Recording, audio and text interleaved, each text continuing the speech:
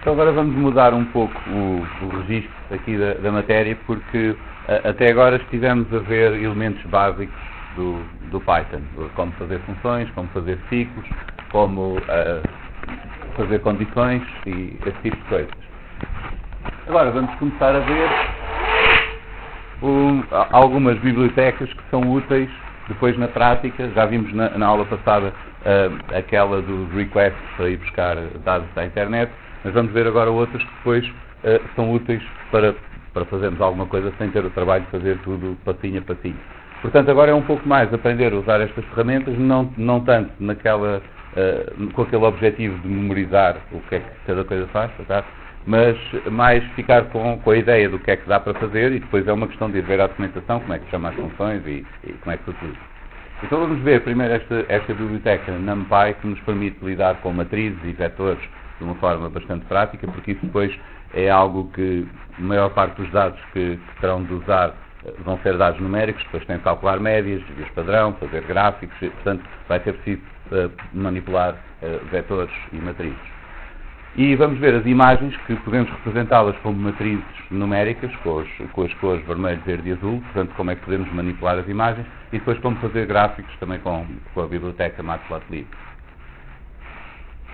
Então, basicamente o que vou falar agora será esta parte da operação com vetores e matrizes e a capacidade, a possibilidade de vetorizar ou de fazer este broadcasting de operações por todos os elementos do vetor e da matriz.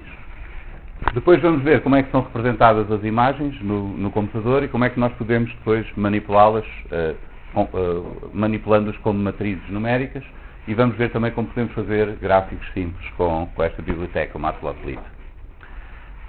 Então, primeiro, esta parte das matrizes, nós vimos que temos alguns objetos básicos do Python, como as listas e os tuplos, que nos permitem criar conjuntos ordenados. E nós até podemos criar uma matriz fazendo uma lista de listas, em que cada lista é uma linha, e a lista das listas será a matriz toda. Mas isso tem algumas limitações, porque basicamente uma lista no Python simplesmente nos permite guardar os objetos por ordem, mas depois não nos permite fazer nada de muito prático com eles. Estes objetos NDArray da biblioteca NumPy são arrays ou conjuntos n-dimensionais, permitem-nos criar matrizes, vetores, se for a uma dimensão, matriz a 2 dimensões, pode ser a 3, a 4, o que quisermos, e depois fazer operações com aqueles números de uma forma mais prática. A maneira como podemos criar uma matriz pode ser usando estas funções ones e zeros, que criam a matriz ou o vetor do tamanho que nós queremos e preenchem logo com estes valores. Por exemplo, se chamarmos ones com o 5, cria um vetor com 5 uns. Se chamarmos zeros com um tuplo 5 por 5, quer dizer que queremos uma matriz 5 por 5, e o primeiro será as linhas, o segundo será as colunas. Portanto, podemos criar uma matriz ou um vetor com n dimensões, com a forma que quisermos, simplesmente especificando para cada dimensão qual é que vai ser o comprimento. E podemos também usar esta função array do NumPy, em que podemos fornecer listas, ou listas de listas, ou listas de listas de listas, que representam um vetor, se for uma lista, uma matriz, se for uma lista de listas, e pode ter, enfim, mais dimensões. Desde que estas listas tenham todas o mesmo comprimento, ele consegue criar uma matriz a partir daqui, em que cada uma destas listas será uma linha da matriz, e a matriz é composta pelas listas todas. Agora, qual é a vantagem de fazer isto? Nós também podíamos deixar simplesmente esta representação, mas estes objetos depois têm vários atributos e várias funcionalidades que tornam mais fácil manipular os dados que temos lá. Um atributo que dá bastante jeito é este do shape, que nos diz quais são as dimensões para uma matriz n-dimensional. Portanto, este atributo tem um tuplo com tantos elementos quantas dimensões tenha aquele vetor ou matriz, e cada um desses elementos indica o comprimento nessa direção. Por exemplo, um vetor com 3 elementos tem um tuplo só com um valor ali, que é o 3, diz que tem um comprimento de 3. Uma matriz de 3 por 2 diz que tem 3 linhas e 2 colunas, será o resultado daquela matriz. Outra coisa que podemos fazer com estes objetos é o broadcasting, ou vetorizar operações por todos os elementos do objeto. Por exemplo, nós podemos criar esta matriz, 1, 2, 3, 4, 5, 6, 7, 8, 9, 10, 11, 12, e depois calcular a divisão desta matriz por 2. Não precisamos de fazer ciclos e fazer isto elemento a elemento. Este objeto sabe fazer o broadcasting daquela divisão por todos os elementos e fazemos isto por todos ao mesmo tempo. Podemos somar 5 ou podemos até fazer uma operação com conjuntos, desde que a regra do broadcasting é sempre alinhar os dois conjuntos começando da última dimensão até que chegamos a um comprimento de 1 e aí ele faz o broadcasting para todos. Portanto, neste caso, a última dimensão desta matriz é 4, porque é o número de colunas. A primeira dimensão tem 3 de comprimento, são 3 linhas. A última dimensão, que é a segunda, tem 4 de comprimento, porque são 4 colunas. Nós podemos fazer uma operação com um conjunto com 4 elementos e ele vai fazer isto linha a linha. Portanto, ele faz o match deste com cada uma das linhas e consegue fazer esta operação. A mesma coisa acontece aqui. Aqui só temos um elemento, portanto isto é feito o match elemento a elemento. Por isso, dados dois conjuntos, desde que um deles seja um destes arrays do NumPy, que sabe fazer este tipo de operações, basta que, começando da última dimensão, consigamos fazer a correspondência, portanto temos sempre os mesmos comprimentos, até que eventualmente um deles chega a 1 e depois espalha por todos os outros, e aí conseguimos fazer a operação de uma só vez com todos os elementos. Isto pode ser útil, por exemplo, se vocês quiserem normalizar um conjunto de dados qualquer, por exemplo, dividir pelo máximo para ficar tudo em série 1, ou subtrair a média para ficar centrado, qualquer coisa assim. Mesmo que tenham uma tabela grande, não precisam de estar a fazer ciclos para fazer isso, podem fazer tudo de uma vez. Temos também, nestes objetos, vários métodos que permitem fazer estas operações mais comuns. Por exemplo, calcular a soma de todos os elementos, a média, o desvio padrão, o máximo, o mínimo, assim por diante. Portanto, para estatísticas simples, basta pôr tudo numa matriz e depois perguntar o que é que nós queremos. Inclusivamente, nós podemos especificar, neste caso estamos a fazer para todos os elementos, mas nós podemos também especificar uma direção na qual queremos calcular esta estatística. Por exemplo, calcular o máximo na direção 0, no eixo 0. O eixo 0 é o eixo das linhas, então ele vai calcular o máximo na direção em que vai crescendo as linhas. Portanto, vai-nos dar um vetor com tantos elementos quantas colunas esta matriz tenha, neste caso, porque ela só tem linhas e colunas. Se a matriz tiver mais dimensões, isto pode ser maior, mas no fundo vai projetar a nossa matriz ao longo deste eixo que nós especificamos e depois calcular para cada um deles o máximo. Podemos também, por exemplo, fazer o máximo naquela direção, a soma na direção das colunas. Isto será o eixo 1 é este das colunas, portanto vamos ter 3 elementos que vão ser a soma linha a linha, nesta direção, e podemos fazer isto com qualquer matriz, com qualquer direção que nós queiramos. Portanto, se tivermos, por exemplo, um conjunto de valores em colunas e quisermos a média de cada uma das colunas, basta calcular a média na direção do eixo 0 e obtemos o vetor com as médias todas.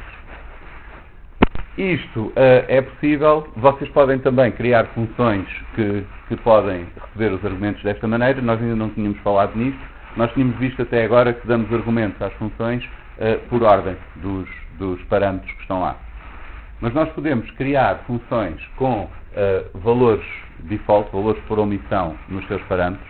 Por exemplo, esta função, que é o tamanho do número, tem aqui um valor mínimo e um valor máximo. Se o número for maior do que o máximo é grande, se for menor do que o mínimo é pequeno, e caso contrário, será médio. Fica entre os dois. E estes dois parâmetros têm valores por omissão. Se não for fornecido argumento para aquele parâmetro, o valor mínimo é considerado 1 e o valor máximo é considerado 10. Portanto, se nós chamarmos esta função só com um argumento, por exemplo 5, o número tem que ter um argumento, porque não tem nenhum valor por omissão, estes dois parâmetros vão ser considerados a valer 1 e 10. E então temos este resultado.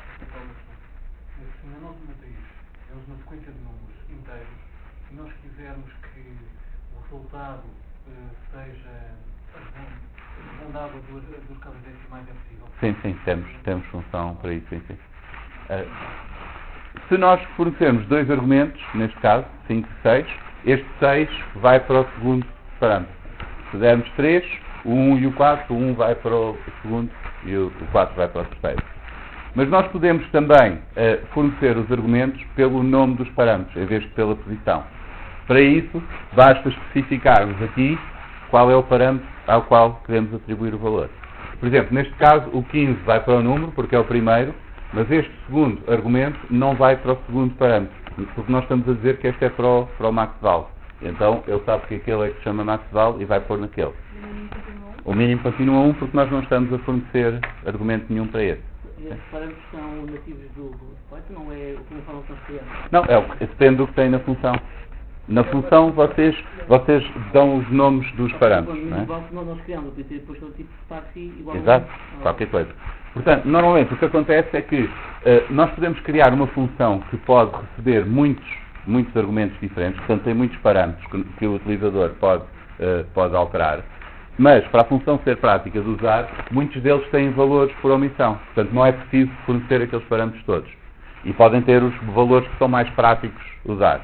Se alguém quiser alterar um daqueles especificamente, pode dizer qual é que quer alterar e deixar os outros todos como estão. Isso é o que acontece naquelas funções que nós vimos, não é? Que tem, por exemplo, estas normalmente o valor default do axis é none. Se o axis for none, ela faz a operação a todos os elementos.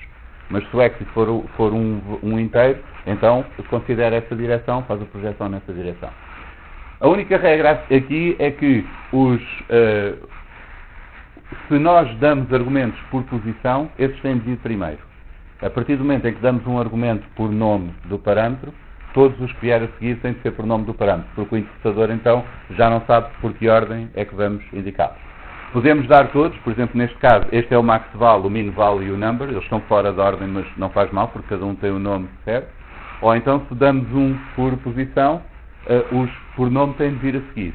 E a partir do momento em que damos um por nome, já não podemos dar nenhum por posição. Ele queixa se fizermos isso. Mas à parte disso, nós temos flexibilidade para criar funções com muitos parâmetros, dar-lhes valores por omissão e depois, quando vamos utilizar, mudamos só o que queremos mudar. Portanto, isto não é apenas uma coisa que acontece aqui nestas funções, vocês podem criar isto nas vossas funções também. Então vamos ver um exemplo. Temos aqui uma disciplina com umas regras de avaliação assim um pouco complicadas. Na verdade, esta existe mesmo, é outra disciplina que eu dou, mas só para mostrar como é que nós podemos usar estas matrizes para fazer este tipo de contas. Claro que isto tem contas, é inevitável dar exemplos sem contas, mas pelo menos estas percebe o que é que é. Então os alunos fazem 2 testes e 2 trabalhos práticos ao longo do semestre. Os testes, um deles vale 0.4 e outro 0.6, isto é para calcular a média, a componente teórica ou prática, e a componente laboratorial é a média dos 2 trabalhos práticos. Além disso, eles têm de ter, para obter frequência à disciplina, têm de ter pelo menos um trabalho positivo, e para poder obter a aprovação, têm de ter pelo menos 8 nos testes. Senão, reprovam, ficam só com a nota dos testes. Portanto, se a nota dos testes, a média dos testes for inferior a 8, eles vão ficar só com a nota dos testes e ignoram-se os trabalhos. Se não tiverem um único trabalho acima de 9,5, então não têm sequer frequência à disciplina. Então agora vamos receber uma lista de listas aqui com as notas dos alunos. Temos o número de cada aluno e depois temos as notas dos 2 trabalhos e dos 2 testes. E agora queremos calcular a pauta para estes alunos todos. O que temos de fazer é, primeiro, cada um destas componentes parciais é arredondada às décimas e depois a nota final é arredondada à unidade. Então temos de fazer estes 2 arredondamentos também, nos cálculos intermédios e depois no final. Então aqui será uma possível solução. Vamos vetorizar os cálculos intermédios e depois fazemos um ciclo para ver quem é que tem frequência, quem é que reprova e quem é que obtém aprovação. Então como é que fazemos aqui? Primeiro, isto não nos dá muito jeito assim, porque não conseguimos fazer operações, não conseguimos ir buscar linhas, colunas à lista de listas. Mas podemos criar um array do NumPy, uma daquelas matrizes, a partir daquela lista. Então obtemos a matriz, que tem 4 colunas. Na primeira coluna tem o número do aluno, depois os 2 trabalhos, depois os 2 testes. Agora, uma coisa prática nesta matriz é que nós podemos indexá-la por qualquer direção usando aqueles slices que nós já vimos que tínhamos usado para as listas. A notação é a mesma, o significado é o mesmo, mas conseguimos fazer isto a várias dimensões. Por exemplo, nós queremos calcular a componente teórico-prática, que é esta parte aqui, os 2 testes, a média ponderada dos 2 testes. Então precisamos de ir buscar as notas todas do primeiro teste e as notas todas do segundo teste. As notas do primeiro teste estão aqui, será a quarta coluna, que é a coluna de índice 3. As notas do segundo teste estão aqui, que é a quinta coluna, que é aquela que tem índice 4. Portanto, para fazermos isso, nós dizemos que queremos da matriz todas as linhas, vírgula, a coluna de índice 3. E isto é um vetor com todos aqueles valores. Se nós multiplicarmos isto por 0.4, isto vai nos dar um vetor com cada um daquelas notas dos testes multiplicada por 0.4. Fazemos o mesmo com o segundo teste, neste caso multiplicamos por 0.6 e somamos os dois. Portanto, vamos obter aqui um vetor com as notas, as médias ponderadas dos testes, que nós arredondamos, usamos aqui a função de arredondamento nisto, com uma casa decimal. Este é o segundo argumento da função round. Podemos especificar quantas casas decimais é que tem o arredondamento. Portanto, com isto, nós fazemos esta operação aqui, este cálculo intermédio, de obter a componente teórico-prática para todos os alunos numa só linha. Fizemos a multiplicação, fizemos a soma e arredondámos à décima, tudo naquela linha. E isso fizemos graças a usar este objeto que nos permite aceder à coluna. Não, este resultado é uma. Esta é a outra, será o componente laboratorial. A componente laboratorial é a mesma coisa. É a média dos trabalhos, que é a coluna de índice 1 e a coluna de índice 2. Portanto, aqui a segunda e a terceira colunas. E a dividir por 2. Portanto, somamos isto, dividimos por 2, temos a média destas duas e arredondamos também a uma casa decimal.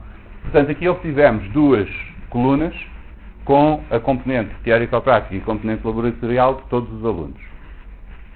Agora, podemos determinar também a nota que vai decidir a frequência. A nossa condição é que eles têm de ter pelo menos um trabalho superior a 9,5. Portanto, se nós fizermos o máximo dos dois trabalhos e depois virmos se dá maior que 9,5, então ele tem frequência. Se o máximo dos dois trabalhos não der igual ou superior a 9,5, então não tem frequência. Portanto, essa nota que vamos usar para determinar a frequência será aqui esta. Vamos buscar as colunas desde o ponto de corte 1 ao ponto de corte 3. Será o ponto de corte 1 é aqui, lembram-se, 0, 1, 2 e 3. Portanto, se cortarmos assim, temos aquelas duas colunas correspondentes aos dois trabalhos práticos. E agora vamos pedir o máximo disto no eixo 1. O eixo 0 é ao longo das linhas, portanto, aí teríamos o máximo do primeiro trabalho e o máximo do segundo. No eixo 1 nós temos o máximo entre os dois trabalhos para cada um dos alunos. Portanto, vamos obter também uma coluna com os valores máximos, parecida com aquelas. Agora, vamos criar uma matriz para ter as notas finais, toda a zeros, que vai ter tantas linhas quanto o número de linhas daquela matriz com as notas do trabalho. O número de linhas será o shape 0, que é a primeira dimensão daquela matriz, e vai ter duas colunas. Portanto, queremos uma coisa assim deste género, mas queremos que a primeira coluna fique com os números de alunos. Então podemos fazer isto. Vamos colocar em todas as linhas primeira coluna da nossa pauta, com as notas finais. Vamos colocar todas as linhas primeira coluna das notas parciais. Portanto, ele simplesmente vai copiar esta coluna aqui, a primeira coluna de todas as linhas, para a primeira coluna de todas as linhas daquela nova matriz. Como as duas têm o mesmo tamanho, porque nós especificámos esta como tendo tantas linhas como a outra, então é simplesmente copiar aqueles valores e preencher todos os valores na matriz. Agora, vamos fazer um ciclo com o índice a andar do 0 até ao comprimento no eixo 0 da nossa matriz das notas finais, ou seja, o número de linhas que ela tem, e vamos ver aluno a aluno o que é que acontece. Se a nota de frequência, que é o mais importante, portanto verificamos primeiro, porque se ele não tiver frequência já não adianta ver os testes nem nada disso, se a nota de frequência, que é o máximo dos dois trabalhos, for inferior a 9,5, então a nota final desse aluno será na linha IX, coluna 1, a coluna ali é para as notas finais, vai ser menos 1. Portanto, este menos 1 indica que está reprovado e nem sequer tem frequência. Caso contrário, se a média dos testes er inferior a 8, então ele fica só com a média dos testes, com a componente teórico-prática, arredondada às unidades. Não se conta com os trabalhos e está reprovado, se bem que esteja reprovado com frequência. Se nada disto for verdade, então ele fica com a média. A nota é a média final, que é aqui o 0,4 vezes a componente laboratorial, os trabalhos, e mais 0,6 vezes os testes, a média dos testes. Então é isso que ele vai ter aqui como nota final. E isto fica também arredondado, como não estamos a dar o argumento adicional ao round, ele assume que é arredondado à unidade. Portanto, o round aceita um argumento adicional que diz quantas casas decimais é que vai ser o arredondamento. Se omitirmos esse, ele arredonda à unidade. Portanto, o valor default ali é 0 para aquele segundo argumento. O comando shape é o quê? Shape é um atributo da matriz que tem um tuplo com as dimensões ao longo das várias direções. Tendo aqui uns exemplos aqui. Por exemplo, esta matriz tem 2 colunas e 3 linhas. Então o shape é um tuplo 3, 2. É o número de linhas e o número de colunas. O shape 0 é só... O shape 0 é o primeiro elemento do shape. Exato. O shape, neste caso, vai ter um tuplo em que o primeiro número é o número de alunos e o segundo número do shape do grade é 5. Ela tem 5 valores, 5 colunas. Portanto, se isto forem 100 alunos, este shape é um tuplo 100,5. Mas nós o que queremos saber é quantos alunos estão lá, quantas linhas é que tem. Portanto, vamos ao elemento 0 do shape, que é o tal 100, que nos diz que temos 100 alunos. Okay? Portanto, vamos criar uma nova matriz com a quantidade de linhas. O comprimento em cada dimensão. Sim. A dimensão 0 será as linhas. A dimensão 1 é as colunas. Okay? Para uma matriz bidimensional. Se tivermos uma matriz a 3 dimensões, podemos ter a dimensão 2. E aí no ciclo, quando isto se for aqui no meio, então, afinal, index 1 era o que mesmo? Porque a matriz com as notas finais... Agora estou sem pilha. A matriz com as notas finais tem 2 colunas. Tem uma coluna com o número do aluno e uma coluna com a nota. Exato. Portanto, o que nós queremos é preencher na coluna da nota, que é a segunda coluna, a nota que o aluno tem. Por exemplo, em vez de estar em menos 1, depois chumbado. Sim, só que aí não tinha números, depois podia ser mais difícil de processar, porque não tinha só números na matriz, não é? Portanto, vamos fazer uma matriz numérica e fazemos por convenção o menos 1 aqui. Depois, se quisermos pôr numa pauta HTML ou assim, podemos fazer isso. Exato. E para não ter uma matriz com coisas diferentes, porque depois pode-nos dar problemas se formos fazer somas ou multiplicações ou coisas assim, não é? Agora, um problema disto é que quando chamamos a nossa função com as notas parciais, vamos obter uma matriz que tem casas decimais. Por exemplo, os números de alunos estão assim, são representados assim, como o 1 vezes 10 elevado a 3, porque isto é o 1000.0. Depois temos também casas decimais ali nas notas e não dá jeito de ter esta representação assim. Mas é fácil mudar isto porque estes objetos do NumPy também têm esta função addType que nos permite obter a mesma matriz, mas com um tipo diferente. Ela estava em float, com a casa decimal.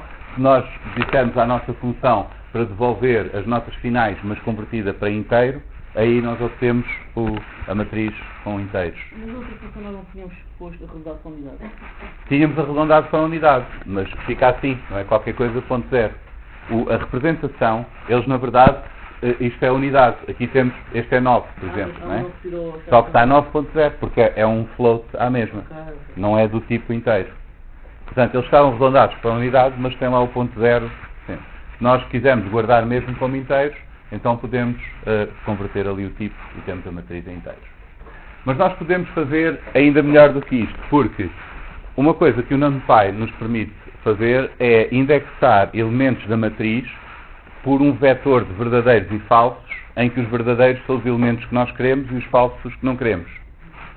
Por exemplo, temos aqui este vetor, que tem os valores 1, 2, 3. Se criarmos este vetor no NumPy, um array com o 1, 2, 3, se nós fizermos a comparação deste vetor com 1, o NumPy vai fazer o broadcasting daquela operação para todos os elementos. Então vamos ter a comparação com o primeiro, é falso, 1 não é maior do que 1. Temos a comparação com o segundo, este é verdadeiro, porque 2 é maior do que 1, e depois com o terceiro também é verdadeiro. Então, ao fazer este vetor maior do que 1, obtemos como resposta um vetor de verdadeiros e falsos que tem verdadeiro naqueles elementos em que a condição é verdadeira. E como este vetor de verdadeiros e falsos tem o mesmo comprimento que o número de linhas desta matriz, nós podemos usar este vetor para indexar algumas linhas específicas da matriz. Por exemplo, eu posso pedir daquela matriz 1 as linhas em que o vetor 1 seja maior do que 1. O vetor 1 maior do que 1 é falso, verdadeiro, verdadeiro, então isto vai-me dar todas as colunas da segunda e terceira linhas, que são aquelas que correspondem a estes dois verdadeiros. Portanto, eu posso criar uma máscara de verdadeiros e falsos e ir buscar só aqueles elementos da matriz. Também posso fazer isso com uma máscara que seja uma matriz. Por exemplo, mat1 maior que 4 é uma matriz que terá falso, falso, falso, falso, verdadeiro, verdadeiro, verdadeiro e assim por diante. Portanto, é mesmo uma matriz com a mesma dimensão que o mat1, mas com falso e verdadeiro. Se eu disser que quero do mat1 todos os elementos correspondentes à verdade neste array, mat1 maior que 4, eu obtenho todos os elementos do mat1 que são maiores do que 4. Neste caso, perco as dimensões, porque eu estou a pedir de toda a matriz só aqueles elementos, mas tenho só os elementos em que isto é verdade. Uma coisa, no array lá em cima, cada lista é as notas do 1. Não, isto é um exemplo em abstrato, ainda não estamos a considerar as notas. É só para mostrar como é que nós podemos indexar partes da matriz com máscaras de verdadeiros e falsos. Portanto, se nós fizermos uma comparação entre um array do NumPy e um número qualquer, obtemos verdadeiros e falsos, e depois podemos usar esse array de verdadeiros e falsos para especificar que partes da matriz é que queremos. Agora, como é que podemos usar isto para simplificar ainda mais a nossa função das notas? Em vez de fazermos este ciclo, que vai aluno a aluno ver o que é que acontece, nós podemos fazer isto por partes. Então, vamos calcular primeiro a nota final dos alunos todos.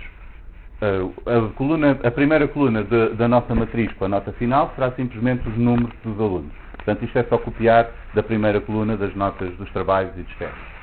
A segunda coluna da nota final é a média ponderada entre a componente laboratorial e a componente teórico-prática. Isto é a regra para calcular a nota final. Só que agora há um problema. Alguns alunos não têm nota nos testes para obter aprovação. Esses não podem ficar com aquela nota final, têm de ficar só com a nota dos testes. Então o que fazemos é, da nota final, vamos selecionar as linhas em que correspondam ao verdadeiro quando comparamos a componente teórico-prática com 8. A componente teórico-prática menor que 8 vai-nos dar falso em todos os alunos que tiveram pelo menos 8 nesta componente e verdadeiro em todos os alunos que tiveram menos de 8. Portanto, selecionamos só essas linhas em que isto dá verdadeiro na nossa matriz e a primeira coluna, que é onde temos as notas. E nessa vamos pôr as notas da componente teórico-prática desses alunos que reprovaram porque não tiveram o mínimo na componente teórico-prática. Portanto, o que estávamos a fazer aqui com um ciclo, em que estávamos a fazer esta verificação, estamos a fazer de uma vez, porque este compt menor do que 8 vai-nos dar verdadeiros e falsos, conforme os alunos estão reprovados ou não, e nós usamos esta máscara para selecionar as linhas desses alunos na nota final e as notas desses alunos na média ponderada dos testes. E então podemos copiar essas notas e pô-las naquelas linhas da matriz. O round não é arredondamento? O round é arredondamento. Portanto, pegamos deste vetor da componente teórico-prática, tiramos só as notas dos alunos que tiveram menor do que 8. Arredondamos essas todas à unidade. Isto é número ou é verdadeiro ou falso? Isto agora é número. Ali é verdadeiro ou falso. Mas como estamos a selecionar daqui os verdadeiros deste vetor, agora vamos ter números, porque estamos a selecionar as notas em que aquilo é verdadeiro. E depois fazemos o arredondamento dessas. Vamos supor que são 25 alunos que chumbaram assim. Então isto vai-nos dar 25 números. Não são todos os que estão ali, são só estes, e são 25 números. E agora, onde é que vamos pôr esses 25 números? Vamos pôr nos 25 alunos que chumbaram. Usamos a mesma máscara aqui. Portanto, isto não põe em todos, põe só naqueles em que tem verdadeiro, e então copiamos para lá essas notas. Onde é que está o comando em que isto vamos pôr nessa lista? É aqui, é isto. Da pauta com as notas finais, só nas linhas em que isto é verdadeiro, vamos pôr aqueles valores. Como isto é exatamente o mesmo que está ali, o número de alunos que estiver neste caso será o número de linhas que estiver ali, que é a mesma condição. E então ele vai ter aqui 25 valores, por exemplo, 25 sítios onde os pôr e vai preencher aqueles sítios. Mas notem que ele está a preencher pela matriz, não é tudo de seguida, é só nos sítios onde eles estão, onde isto é verdadeiro. Portanto, nós podemos fazer isto tudo de uma vez, não precisamos estar a fazer o ciclo. Depois, finalmente, podemos fazer a verificação da nossa frequência. Aqueles que não têm frequência ficam lá com menos 1. Nós não sabemos quantos estão, mas ele consegue fazer o broadcasting, porque este é só um valor e pode pô-lo no número de elementos que for preciso. Porque um valor ele sabe que tem de copiar para todos os lados.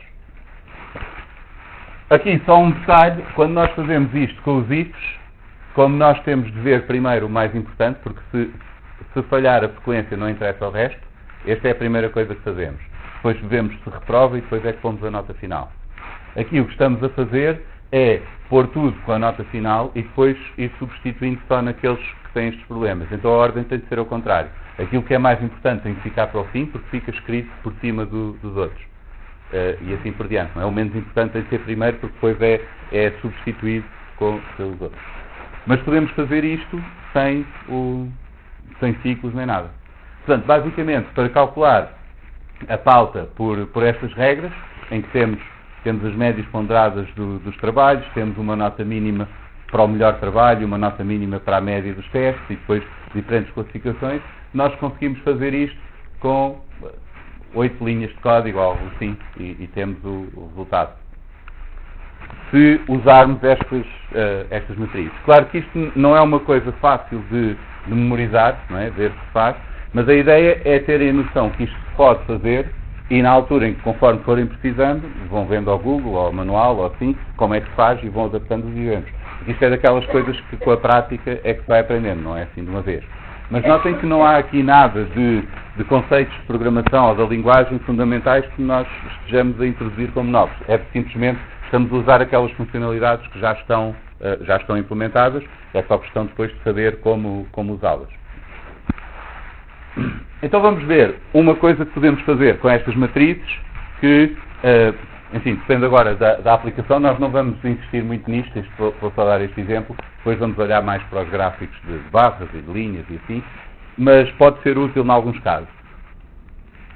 De qualquer maneira é útil saberem como é que as imagens estão representadas e como é que as podem manipular. As imagens são compostas por estes picture elements, pelos pixels. Nós podemos pensar numa imagem como uma matriz que tem um conjunto de quadradinhos, cada um com a sua cor, e é isso que compõe a imagem. Por exemplo, se tiverem uma resolução de 1024 por 768, tem as colunas que são 1024 e 768 linhas.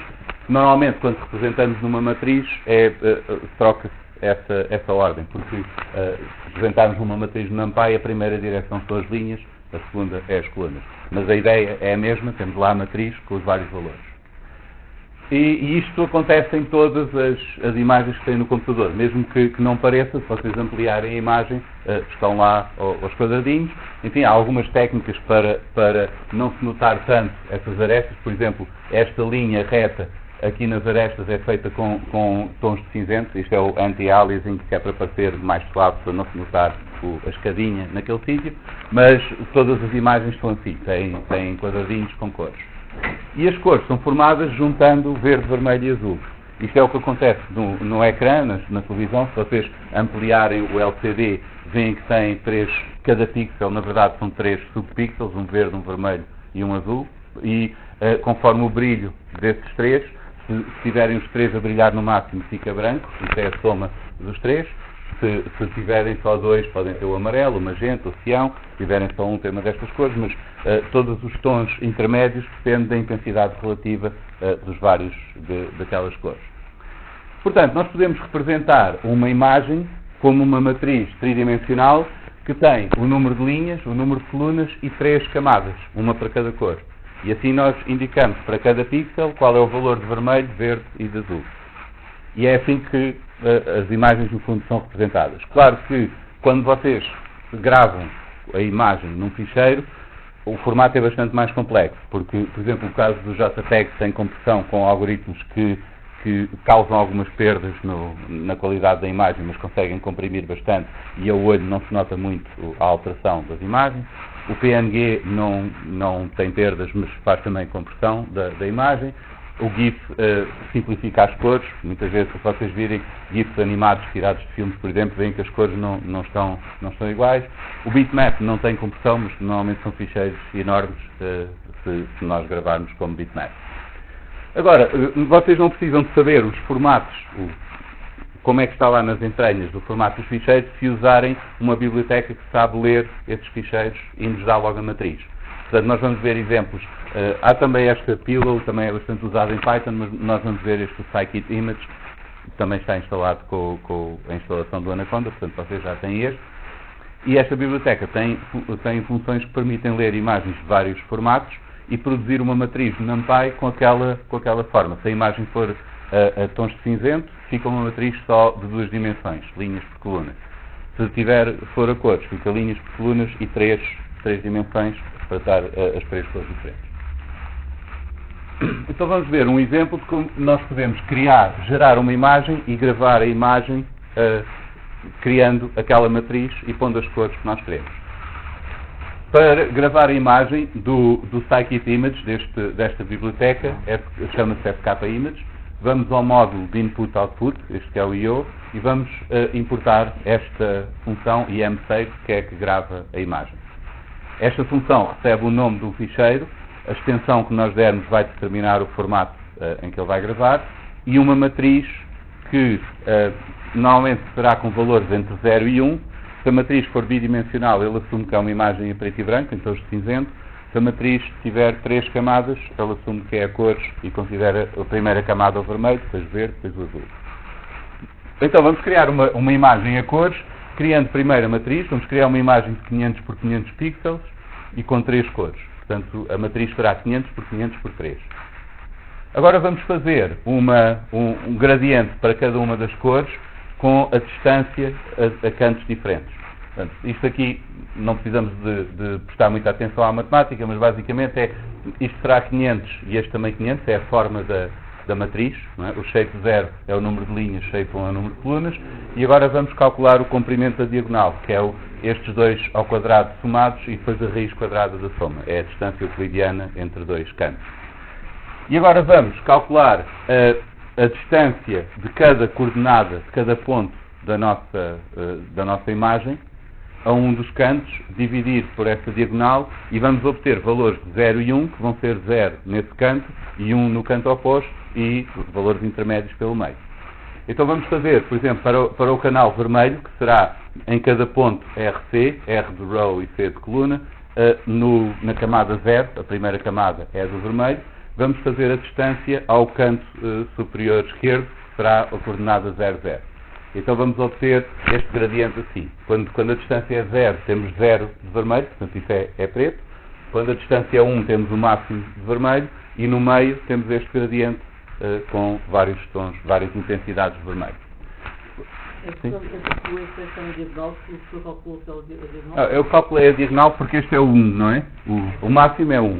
Estes valores têm de estar entre 0 e 1 para o IM6 funcionar. Não, o problema é que se eu calculasse só o 500, quando ele fizesse aqui, dava maior do que 1. E depois o IM6 queixava-se porque ele quer valores entre 0 e 1. 1 é o máximo de saturação da cor, 0 é o mínimo.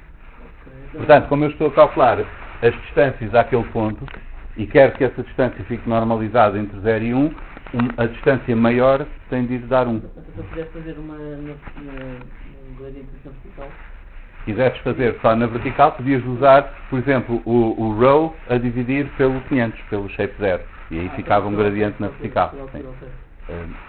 Agora, fazemos o mesmo para o verde, mas vamos calcular a distância não ao canto superior esquerdo, mas ao canto inferior esquerdo. Portanto, vamos fazer a diferença entre a linha em que estamos e o 500. Portanto, ele vai começar com 500 e vai diminuir.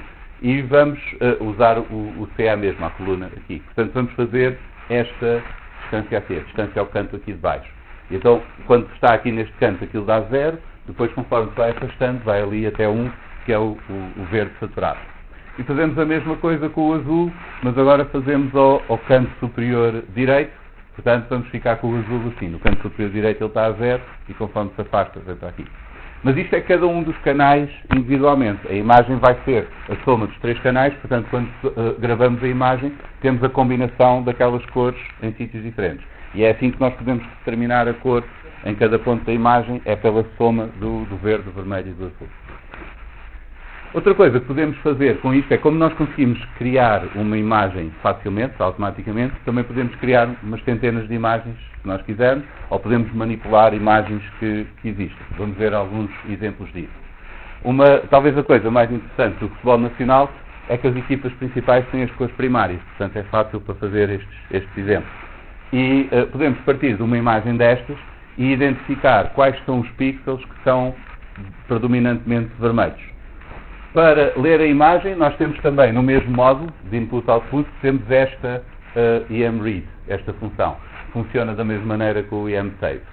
A função emRead lê o ficheiro da imagem, descomprime conforme o tipo de compressão que tenha e produz uma matriz, tipicamente de números inteiros, que vai depender de quantos bits é que no ficheiro está alocado a cada cor. Por exemplo, se for 8 bits por cor, são valores de 0 a 255.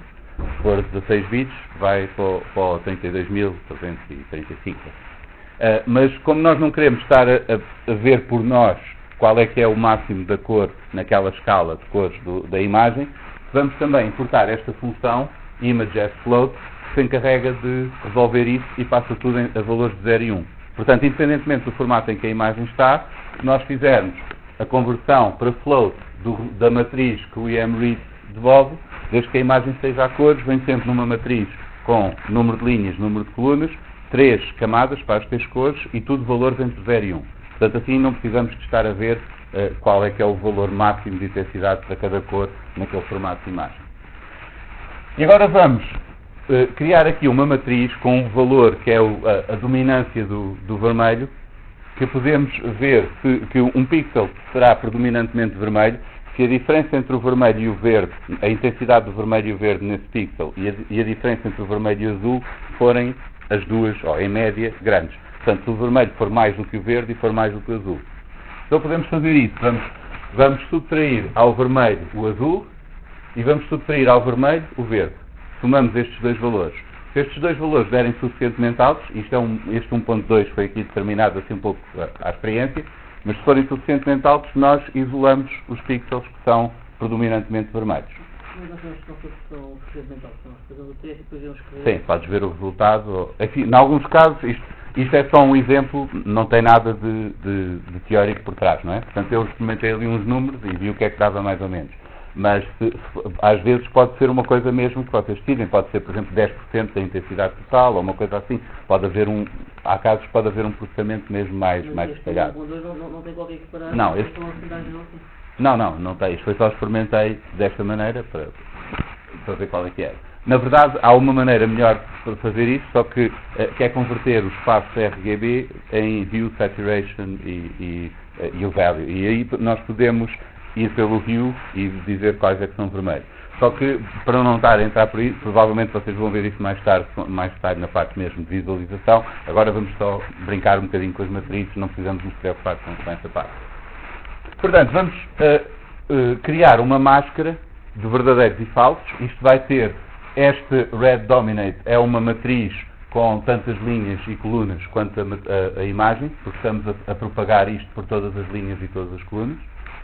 Esta máscara será uma matriz também com a mesma dimensão da imagem, onde aquele valor for superior a 1.2.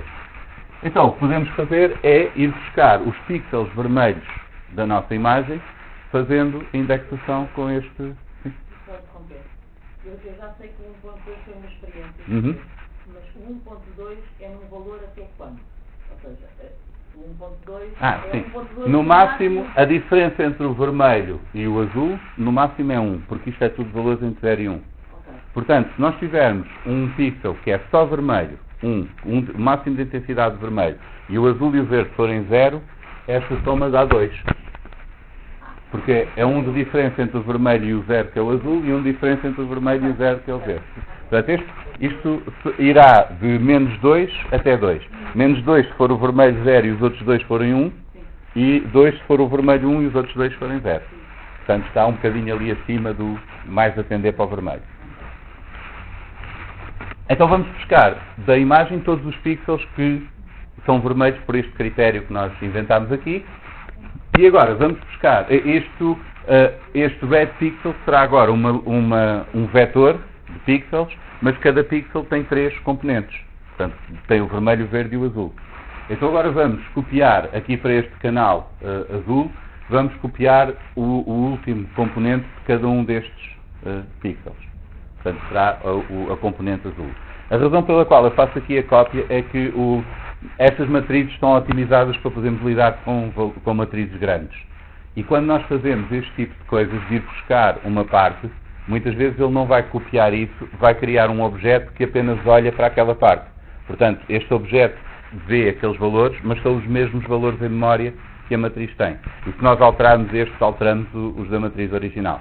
Isto é feito para otimizar as situações em que temos muitos dados e não queremos estar a criar sempre cópias só para olhar para alguns deles.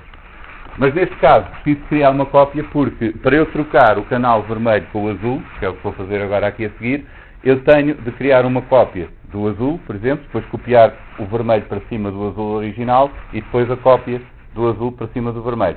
Se eu não fizer as cópias, eles vão ficar todos iguais no fim, porque eu estou a escrever por cima do original também. Então o que vamos fazer é trocar o vermelho com o azul, portanto vamos buscar aqui o canal azul de todos estes pixels que nós identificamos como sendo predominantemente vermelhos. Agora vamos pôr no canal azul da imagem original, vamos pôr uma cópia do canal vermelho destes pixels vermelhos, portanto vamos trocar o canal vermelho destes pixels pelo canal azul e vamos pôr no vermelho aquela cópia que tínhamos criado do canal azul.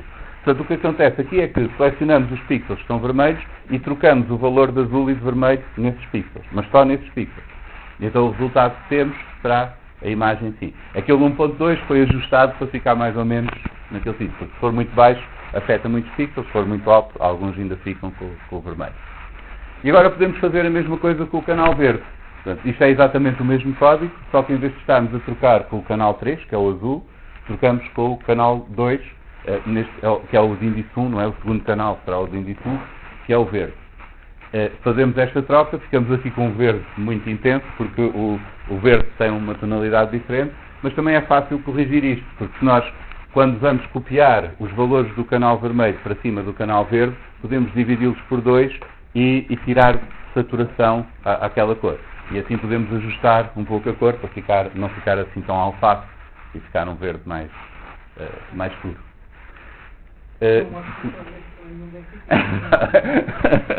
Pois, não sei.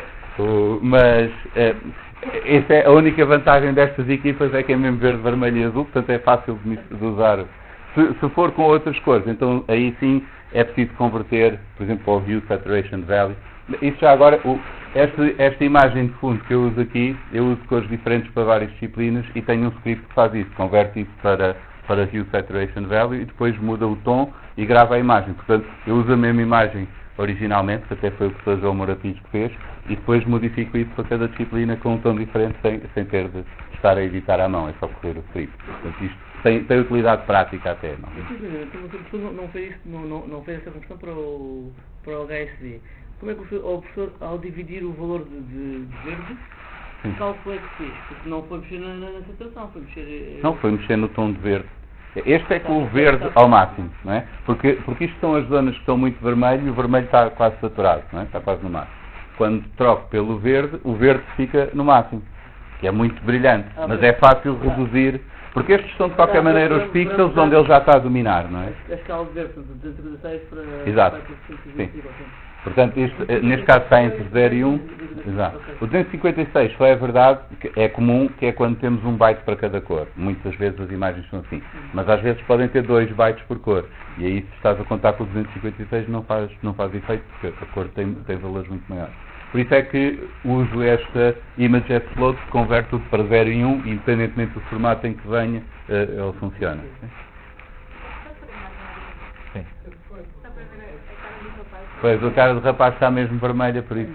Mas é o tal, é o 1.2, porque se ponho mais alto, há aqui vermelhos que desaparecem, que são assim mais tenues, mas pronto, não dá para salvar a cara do rapaz sem deixar buracos nas camisolas. Mas isso é um problema da imagem. De qualquer maneira, poderíamos fazer isto mais sofisticado se dividíssemos por zonas, não é? Numa zona fazíamos de uma maneira, noutra. Nós podemos ir trabalhar partes da imagem, não fazer isso a todas, mas isso pronto, só complicava desnecessariamente e assim o rapaz também fica com a cara depois à medida do clube. Outra coisa que podemos fazer é, se podemos criar uma imagem, podemos facilmente mandar o computador criar as que quisermos, e então podemos fazer animações. Aqui eu vou criar uma imagem deste género. Para fazer isto basta medir a distância de cada coordenada, de cada pixel, a linha e a coluna, ao centro da imagem. O centro é o número de linhas sobre 2 e o número de colunas sobre 2. Portanto, medimos a distância ao centro de cada pixel. E depois vamos fazer o vermelho, o verde e o azul variar com uma função centro. E se nós escolhermos períodos diferentes, por exemplo, o vermelho vai variar com a distância ao centro a dividir por 5, o azul com a distância ao centro a dividir por 7 e o outro a dividir por 13. Escolher números primos é bom para eles não estarem em fase tantas vezes. É mais difícil ficarem todos ao mesmo tempo. E aí conseguimos maximizar a mistura de cores conforme vamos afastando do centro e obtemos um efeito assim. Este não é particularmente útil, mas é uma coisa fácil de fazer e depois de ver o efeito. Agora, acrescentamos aqui um número, um passo, vamos calcular um ângulo a partir daí e vamos somar esse ângulo. Portanto, o que podemos fazer é imagens que são mais ou menos assim, mas que o ângulo que usamos na função sen vai variando conforme nós mudamos o passo. E podemos fazer isso com 200 imagens, fazemos aqui simplesmente um ciclo para 200, gravamos cada imagem com o número convertido para string. A string tem este método útil que é preencher a zeros até um certo número de caracteres. Portanto, se isto vier com 0, fica 0 e preenche 000. Se vier 1, fica 001, depois 002, e depois é fácil de ter as imagens todas por ordem no disco. Depois é só usar um programa qualquer que pega nas imagens e faz o vídeo. Por exemplo, no caso do Linux eu uso o FFmpeg, não sei se também há no Windows, mas também há programas de edição de vídeo que podem carregar imagens e produzir o vídeo. Portanto, se quiserem causar dor de cabeça a alguém, podem fazer isso, fazem as 200 imagens, põem no vídeo e isto serve apenas para ilustrar, porque nós, se sabemos fazer uma, podemos facilmente fazer as que quisermos e depois juntar tudo.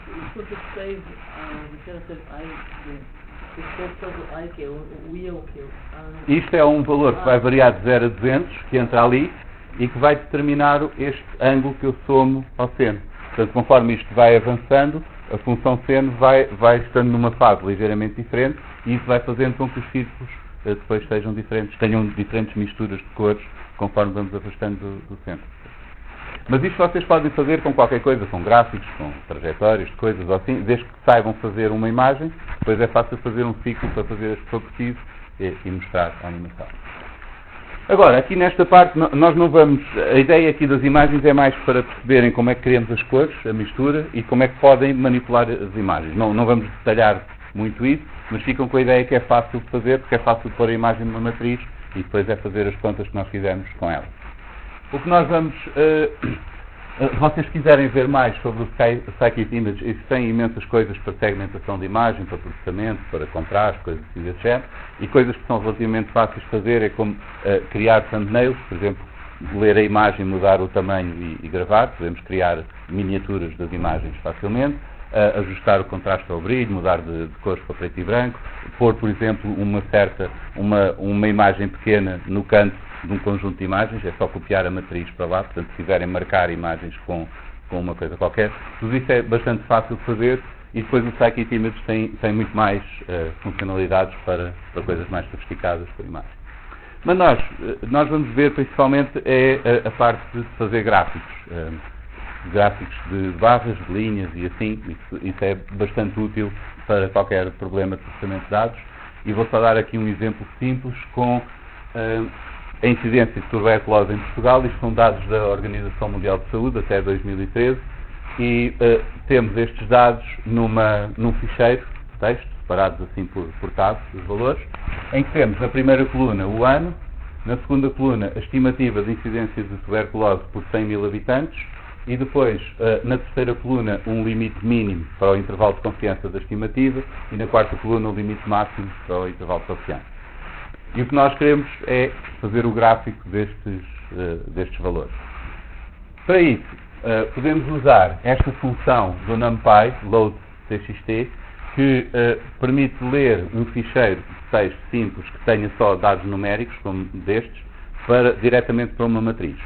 Se ele estiver separado por vírgulas ou pontos ou assim, vamos ter de indicar o separador, mas se estiver separado por tabs ou space, esse é o valor por omissão que ele assume, portanto, podemos simplesmente dizer que quero carregar o ficheiro, o tuberculose.txt, que é aquele ficheiro, e vamos obter ali a matriz. Pode ser um Excel convertido em TXT, mas também pode ser mesmo um Excel. Há outras bibliotecas que leem Excel, por exemplo, o Pandas. Eu acho que não vou falar aqui, mas depois vocês vão usá-la a seguir, possivelmente. Mas, sim, TXT, PSD, qualquer coisa assim desse género, e para a próxima aula também vamos ver mais genericamente como é que podemos processar qualquer ficheiro lendo para uma lista de strings e depois fazendo o processamento. Portanto, em teoria pode ser qualquer um. Esses formatos mais comuns, há bibliotecas mesmo que já os processam, portanto não precisamos de nós estar a implementar essas coisas. Aqui é por tabs, acho eu, mas se fosse por vírgulas podíamos dizer aqui o separator, acho que é sep igual, e dizíamos qual é o caractere. Ele tem mais opções, podemos fazer o saltar linhas primeiro, se tivermos cabeçalhos, podemos fazer assim. Depois ele tem muitos argumentos extras, mas aí nesse caso é melhor ir à documentação e ver quais são as opções que estão lá, também não vale a pena decorar todas. Mas tem bastante flexibilidade para isso, indicar o separador, indicar quantas linhas de cabeçalho é preciso saltar e assim. Se for uma tabela mais complicada, uma coisa de Excel assim, é melhor usar o Pandas, porque o Pandas é algo que está por cima do Python e que lida por cima do NumPy e que lida mesmo com tabelas, não é só com números, com campos categóricos, com texto, com coisas assim. Portanto, esse é mais prático para lidar com tabelas mais complicadas. Para isto, basta fazer isto, mas isto é para mostrar como é que nós podemos fazer um gráfico simples. Esta função cria uma figura com o tamanho que nós queremos. Se nós não usarmos isto, quando mandamos fazer o plot, se não houver nenhuma figura criada, ele vai criar a figura automaticamente. E estas funções para fazer o plot estão aqui neste módulo, pyplot do matplotlib, que tipicamente para não andarmos depois com este texto todo para dizer de onde é que elas vêm, normalmente importa-se isto com este alcunha PLT. Portanto, na maior parte dos exemplos que encontrarem vai estar assim. Portanto, este módulo pyplot é o que tem as funções para plotting. Neste caso nós vamos usar o figure para criar a figura com o tamanho que queremos. O tamanho aqui é em polegadas, mas na verdade se nós gravarmos para o ficheiro, isso vai depender da resolução que usarmos, a resolução final depende não só do tamanho da figura em polegadas, mas do número de pixels por polegada que precisamos especificar. Mas a utilidade maior disto é dizer o tamanho da largura, proporção, exato, da largura para a altura, porque podemos querer um gráfico mais quadrado, mais arredondado. Podemos pôr no fim, quando gravamos, temos este save fig, podemos dizer qual é o DPI que nós queremos gravar. E então, se nós fizermos assim, o title é opcional, podemos não pôr título, mas se quisermos pôr é só escrever aqui no texto. O show é necessário, se vocês estiverem a correr o script fora do Spider, aí aparece uma janela com o gráfico, mas se estiverem a correr o script na console IPython, como tem no Spider, o que o IPython faz é que quando o script acaba, se houver objetos do matplotlib, do pyplot, estas figuras ainda em memória, ele mostra-os e limpa-os de memória. Portanto, se vocês estiverem a trabalhar com o IPython, não precisam do show, basta que quando chega ao fim do script, haja objetos em memória com gráficos. E aí o IPython mostra mesmo na consola. Mas se quiserem que o script funcione depois independentemente do Spider, quando vocês chamam, o melhor se calhar é em vez do show, gravar para um ficheiro. Isto será, em geral, o mais útil, porque se depois querem pôr numa página HTML ou incorporar num documento ou assim, precisam da imagem. E para isso podem usar o savefig e especificam o formato do ficheiro com a extensão, assim, neste caso o PNG Sim, permite PNG, JPEG, SVG, acho que sim, PDF e coisas assim, tem vários formatos desses. Uma coisa, e depois tem argumentos opcionais que podem pôr ou não pôr. Eu normalmente uso estes dois porque, por omissão, ele faz assim umas margens brancas à volta da figura, mas este, o B-Box Inches, é a zona onde ele vai, a zona do plot que ele vai gravar, mas se nós fizermos o type, ele ajusta o mais possível ao gráfico mesmo, e então fica sem essa margem. E podem também especificar a resolução. Eu acho que por default ele usa 60 dpi, mas podem pôr mais. Sim. Deve ser. Portanto, se puderem um pouco mais, normalmente não é assim muito bom com o default. Portanto, eu costumo gravar assim. Se estiverem num script com muitos gráficos, dá jeito de ir fazendo o close, porque não convém deixá-los em memória, porque depois começam a ocupar muita memória. Se for só um, de qualquer maneira, quando o script acaba, aquilo acaba por ser limpo. E aqui, para controlar o gráfico, para fazer mesmo o gráfico, nós vamos chamar a função plot, dar os valores de x, os valores de y, e opcionalmente podemos especificar como é que queremos representar cada linha. Neste caso eu estou a representar a primeira linha, que é a estimativa, esta aqui do meio, a preto, o K de black, com uma linha contínua, ponho ali o sinal de menos nesta string, o G é para verde, ponho aqui o limite inferior, e o F de red para o superior. E assim especifico as cores que quero dar ao... É uma linha. Pode ser mais. Eu podia simplesmente fazer o plot de todas as outras colunas e ele punha todas as outras. Mas sim, é um gráfico de linhas ou de pontos. Por exemplo, se eu disser que quero fazer este red com bolas, ponho ali o O. Nós temos um controle. Como é que ele pinta? Sim. Nós temos um controle mais fino disto. Podemos pôr estas opções de uma maneira mais detalhada. Mas esta string permite formatar as formas mais comuns, que é o tipo de símbolo que vamos usar, o tipo de linha que ele vai desenhar e a cor. São as três coisas que pomos lá com estes códigos. Por exemplo, este K com dois traços é uma linha tracejada a preto, que é esta aqui. O O com o R é um red e uma bola para este. E este será um X verde para o outro. Nós podemos também pôr, por exemplo, a bola vermelha com a linha. Ele faz a linha vermelha, faz a bola e os dois ao mesmo tempo. Portanto, podemos ter as três coisas como quiser.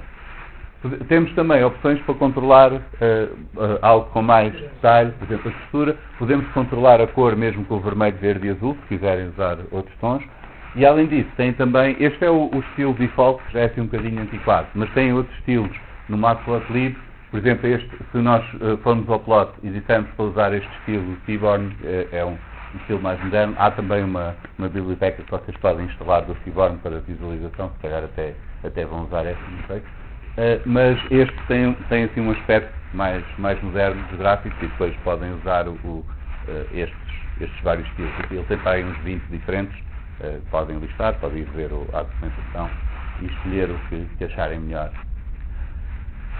Se quiserem fazer gráficos de barra, temos também o equivalente, o bar, depois temos o bar H, que é para fazer gráficos de barra horizontal. Enfim, há várias destas funções para todos estes tipos de gráficos, daqueles das pizzas e essas coisas assim. Neste caso, o de barra, damos também os valores de x, a altura das barras e a largura das barras, podemos pôr opcionalmente. A única coisa aqui a ter em atenção é que ele vai desenhar as barras centradas nos valores de x que nós dermos. Portanto, se usarmos o mesmo valor de x para todas, elas vão ficar todas umas em cima das outras. Então podemos subtrair, como isto são anos, não é? São números inteiros, nós podemos desviar um bocadinho para um lado ou um bocadinho para o outro, tirando ali 0.2 ou somando 0.2. Como isto são vetores do NumPy, nós basta fazer a conta ali uma vez que ele espalha por todos, não é? Portanto, faz a conta pelo vetor todo. Ele pinta os números porque a posição está lá. Não é? O que ele está a pintar aqui é a escala do gráfico. Não interessa quais são os valores ao certo que tem lá. Nós também podemos especificar o que é que ele vai pôr em cada sítio aqui. Podem não ser os números. Como? Aqui também, 0.3, é aqui, sim. Ok. Quando colocamos a posição das barras, a primeira, a segunda, a do meio e a terceira, temos que ter intenção a largura Sim, dela. exato. Sim, neste caso a largura está um bocadinho maior do que aquelas diferenças, por isso elas estão um pouco sobrepostas. Nós podemos controlar isso tudo como quisermos. E podemos também usar os estilos diferentes. De alguma maneira podem ser resultados interativos? Nunca. São sempre... Também podem, interativos como... Estarmos a ver no ecrã e passarmos por lá e vemos o valor da barra? Sim, mas isso é uma coisa... Não, se em vez de fazermos isto, não usarmos o plot em linha do NumPy, do IPython, desculpa. Se nós tivermos a usar aquela consola, ele assume que nós simplesmente queremos ver o gráfico, mostra e assim. Mas se desativarmos isto e podemos fazer com um comando aqui no IPython, o gráfico vai aparecer como uma janela do PyPlot e essa podemos passar lá com o rato e ver. Mas isso é só enquanto o programa está a correr. Se nós quisermos gerar um gráfico interativo, então temos de usar outras bibliotecas, mas aí normalmente é com HTML e JavaScript, suporta para... mas há também bibliotecas que fazem isso. Sim, acho que sim. Eu posso confirmar, mas penso que sim, não é. De qualquer maneira, isso também é uma coisa que se pode fazer à mão, mas eu tenho quase a certeza que já existe várias dessas que pegam no gráfico, produzem um HTML com JavaScript e depois tem alguma interatividade e assim, eu acho que já vi isso. Mas se quiserem, mandem-me um e-mail que eu confirmo, se estiverem interessados nisso. Mas possivelmente isso é o que vocês depois vão falar a seguir. Eu não sei exatamente o que é que o professor João Moura Pires vai focar, mas eu só dou aqui o básico, depois ele continua a partir daqui. Portanto, estas são as duas, talvez, mais usadas. O plot para fazer o scatter, normalmente, não é? Pode ser com linhas, com pontos, ou assim. E este o bar para fazer os gráficos de barras. Isto tem muito mais opções do que eu mostrei aqui, portanto, se quiserem fazer alguma coisa em detalhe, algumas alterações, o melhor é irem ver os exemplos e a documentação, e aí tem muitas coisas a mostrar como é que funciona. Portanto, resumindo, uma parte importante agora para isto de imagens e gráficos é saber usar pelo menos um pouco aquela biblioteca do NumPy, porque vamos precisar sempre de vetores, matrizes e assim para guardar os valores, e aquela é muito mais prática do que usar listas. Depois vimos, assim por alto, como manipular as imagens, como matrizes numéricas, vermelho, verde e azul, e vimos só uma partezinha simples do plot. Daqui a 2 semanas, para a próxima é feriado, depois vamos ver só como ler ficheiros assim mais genericamente. Alguns outros formatos, ou até ficheiros, têm um formato estabelecido, em que nós temos de ler linha a linha e processar, e vamos ver mais alguns exemplos de plotting, e depois a última aula será só para exercícios, para tentar cimentar um pouco as coisas antes de passarem à próxima fase.